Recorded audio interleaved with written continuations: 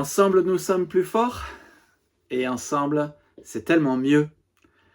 Dieu ne désire pas que nous restions seuls. Il n'est pas bon que l'homme soit seul, dit Dieu, après avoir créé Adam.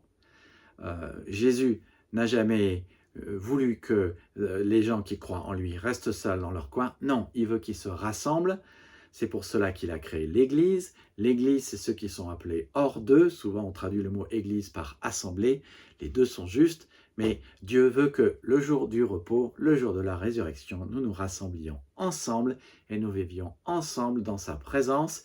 Il y a 5 raisons pour lesquelles ensemble, c'est mieux. 5 raisons pour lesquelles vous devriez être régulier dans une église et vous devriez être membre, donc un contributeur par l'amour dans l'église. Eh bien, voici la dernière raison, c'est qu'ensemble et avec les autres, nous rayonnons mieux. Il est évident que nous sommes plus aptes à aller vers les gens du dehors et les toucher avec l'amour de Christ ensemble, comme je le dirai prochainement dans un message sur 1 Corinthiens 12. Des flocons de neige seuls sont fragiles, mais lorsqu'ils collent les uns aux autres, ils deviennent puissants et peuvent faire des choses incroyables. Et ainsi en est-il de vos actions. Jésus a toujours dit au pluriel, allez, faites de toutes les nations des disciples. Il a toujours dit au pluriel, vous serez mes témoins. Paul a dit, vous tenez bon dans l'unité spirituelle afin que d'autres arrivent à croire la bonne nouvelle. Chaque fois, Dieu nous dit que notre mission, c'est d'aller ensemble et avec les autres, vers les autres qui ne connaissent pas le Seigneur et qui ont besoin de l'amour inconditionnel du Seigneur et du message de la bonne nouvelle que Jésus est ressuscité pour qu'on soit sauvé, qu'on aille au ciel, que nos péchés soient pardonnés, pour qu'on ait son plan de paix, pour qu'on ait sa puissance pour vivre son plan. Les gens ont besoin de ce message. Et la première manière par laquelle nous sommes un témoignage, c'est l'amour fraternel, parce que Jésus a dit, à ceux-ci tous reconnaîtront que vous êtes mes disciples si vous avez de l'amour les uns pour les autres. Donc si vous voulez d'abord être un bon témoignage vis-à-vis des gens du dehors, vous devez être dans une église et vous devez pratiquer l'amour fraternel, être un contributeur par l'amour, afin que les gens de l'église disent « Ouais, cette église, c'est super, c'est génial, il y a de l'amour et c'est vraiment dans cette église c'est vraiment cette église qui change ma vie. » Et que les gens soient tellement enthousiastes par l'amour qu'il y a dans l'église que ça devienne un témoignage. Alors, comment rayonner ensemble? Là encore, je vous laisse 3 idées. Moi, je laisse des idées, mais d'abord, nous rayonnons mieux ensemble en donnant nos dîmes et nos offrandes au Seigneur. Chaque fois que vous donnez votre dîme, vous aidez l'Église à évangéliser. Cet argent est aussi donné à un missionnaire. Chaque fois que vous donnez votre dîme, vous évangélisez automatiquement. Nous sommes engagés à une nouvelle Église à 100% à apporter la bonne nouvelle à ceux qui sont perdus. La bonne nouvelle est au centre de tout ce que nous faisons. L'année dernière, nous avons mis 37 000 explications à l'Évangile et 37 000 invitations dans les boîtes aux lettres pour notre célébration Gospel de Pâques. Et le résultat, c'est qu'il y a eu des âmes sauvées de l'enfer, des âmes restaurées. Et le résultat, c'est qu'il y a une autre Église.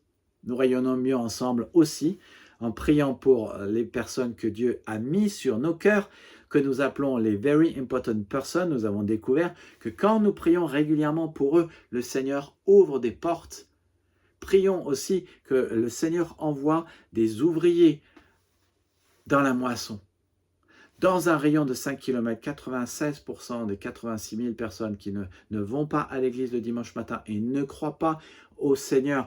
Et donc, à cause de cela, puisqu'il y a 96% de 86 000 personnes, aucune église n'est en compétition. Il y a de la place pour une église de plus, afin que la parole du Seigneur se propage et soit honorée. Et là aussi, c'est une prière que nous pouvons faire ensemble. Comment cela pourrait-il se faire? Nous devons tenir bon dans l'unité. Il n'y a pas de place pour la division dans l'Église. Il n'y a pas de place pour les gens qui ne veulent pas vivre ce que le Seigneur a dit dans sa parole. Aucune ville, aucune famille dont les habitants ou les membres luttent les uns contre les autres ne pourra se maintenir. Nous devons tenir bon dans l'unité, refuser la division et vivre les objectifs de Dieu ensemble. Adorer ensemble, aimer ensemble, aider ensemble, avancer ensemble, annoncer ensemble. Pourtant, hélas, trop souvent, la division est vécue dans l'Église. Il y a des gens qui sont calomniateurs, il y a des gens qui ne veulent pas faire ce que les responsables disent, et donc petit à petit, l'Église se divise. Et pendant que l'Église divise et que ça occupe encore plus de force et d'énergie pour faire en sorte qu'il n'y a pas cette division, l'Église, les gens de l'Église ne s'aiment pas, ne cherchent pas le bien de l'autre, et l'Église n'est pas le témoignage qu'elle devrait. Donc il n'y a pas de place pour la division. Et puis, troisième chose, nous rayonnons mieux ensemble lorsque nos petits groupes amènent les gens à Christ. Vous vous souvenez du gars paralysé qui ne pouvait pas venir se déplacer auprès de Jésus. Il a été amené à Jésus par ses amis, il avait besoin de Jésus pour pouvoir être guéri, mais il ne pouvait pas aller à Jésus par lui-même. C'est là qu'un petit groupe d'amis l'amena dans la présence de Jésus. Réfléchissons un peu. Dans un rayon de 5 km autour de l'église, il y a 86 500 personnes paralysées par la culpabilité, les soucis, l'amertume, la solitude, la dépression, qui ne savent pas aller comment Jésus, et il faut que quelqu'un les y amène. Et vous savez comment nous pouvons les amener? Oui, nous pouvons amener le message de Jésus à eux, mais il y a autre chose que nous pouvons faire.